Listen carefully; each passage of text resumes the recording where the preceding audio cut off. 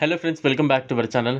భారతదేశంలోని తమిళనాడు రాష్ట్రంలో ఉన్న తిరువాన్నమలై ఒక పుణ్యక్షేత్రం మరియు జిల్లా ప్రధాన కేంద్రం. అన్నామలై కొండ దిగువ ప్రాంతంలో ఉన్న అన్నామలయ్యర్ గుడి తిరువాన్నమలైలోనే ఉంది. ఈ గుడి తమిళనాడులోని శైవ క్షేత్రాలలో ఒక గొప్ప క్షేత్రం. తిరువాన్నమలైతో చాలా యోగులకు సిద్ధులకు సంబంధం ఉంది.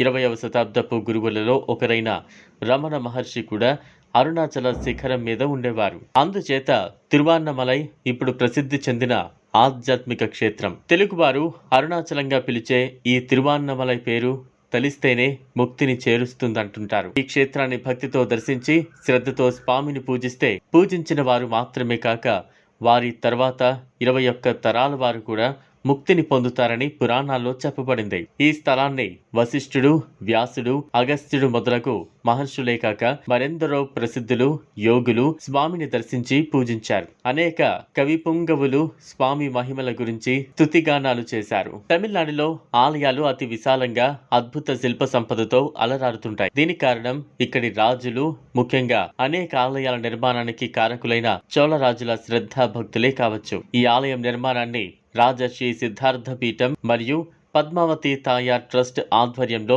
నిర్మింపబడినది. ఇది గిరివాలం రహదారికి ఉత్తరాన కిలోమీటర్ దూరంలో ఉంది మరియు దీనిని 2002లో నిర్మించారు. తిరువాన్నమలైలో ప్రధానంగా విష్ణువుకు అంకితం చేసిన కుబేర పెరుమాళ్ ఆలయంలో శివుడు, బ్రహ్మ విగ్రహాలు ఉన్నాయి. కానీ కుబేర పెరుమాళ్ ఆలయానికి ముఖ్య దేవుడు అరుణాచలేశ్వరుడు. ప్రతి సంవత్సరం లక్షలాది మంది భక్తులు ఈ మందిరాన్ని సందర్శిస్తారు. ఈ ఆలయం యొక్క విశిష్టత శ్రీదేవి మరియు భూదేవులతో శ్రీ మహావిష్ణువు యొక్క 64 అడుగుల ఎత్తైన విగ్రహం ఉండటం. కుబేర పెరుమాళ్ ఆలయం మొదట తమిళనాడులోని తిరుపతి ఆలయ శైలిలో నిర్మించబడింది. ఇది దక్షిణ భారత వాస్తు శిల్పం యొక్క అద్భుత నిర్మాణం. అరుదైన శివశక్తి ఐక్య స్వరూప దర్శనం. అగస్త్య మహర్షి ఆశ్రమం వద్ద నుంచి అరుదైన శివశక్తి ఐక్య స్వరూప దర్శనం లభిస్తుంది. అధికార నంది దాటిన తరువాత వచ్చే మట్టి దారిలో 1 కిలోమీటర్ దూరం ఎడమ పక్క లోపలికి నడిస్తే శ్రీ కుబేర పెరుమాళ్ కోవెల ఉంటుంది. స్వర్ణమయ శ్రీ వెంకటేశ పెరుమాళ్ నిలువెత్తు విగ్రహం నయన మనోహరంగా ఉంటుంది. ఇంకా